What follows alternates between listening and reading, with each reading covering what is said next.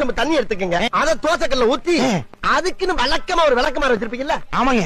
வரட்டு வரட்டு வரட்டுன்னு ஒரு 4 இழுப்பு இழுத்து ஒரு கிண்ண நிறைய மாவு எடுத்து பெரிய ரவுண்டாவும் இல்லாம சின்ன ரவுண்டாவும் இல்லாம பொதுவா ஒரு ரவுண்ட ஊத்தி 4-5 வெங்காயத்தை போட்டு பொடி பொடி பொடியா நறுக்கி அப்படியே மேலாப்ல பரபர தூவி விட்டு சரிங்க ஒரு நீளமான கேரட் எடுத்து அதையும் பொடி பொடியா நறுக்கி சரிங்க அப்படியே மேலாப்ல பரபர தூவி விட்டு 16 கரண்டி நெய் எடுத்து சரிங்க அதுல 6 கரண்டி நெய்ய உள் சைடு அப்படியே லேசா விளாவி விட்டு சரிங்க 10 கரண்டி நெய்ய தோசைக்கு வெளி சைடு அப்படியே மேலாப்ல விளாவி விட்டு சரிங்க இட்லி பொடி இருக்கு பாத்தீங்களா அத அப்படியே அள்ளி மலை சாரல் மாதிரி அதை மேலாப்ல பரபர அப்படியே பேய விட்டு சரிங்க பொத்துனாப்ல அப்படி ஒரு பரட்டு இப்படி ஒரு பரட்டு அப்படி பரட்டி விட்டு அப்படியே ரெட்டி கலர்ல முருக விட்டு அழகா மடிச்சு கம கம கமன்னு ஒரு ஊத்தப்பத்தை எடுத்துட்டு வாங்க. சரிங்க.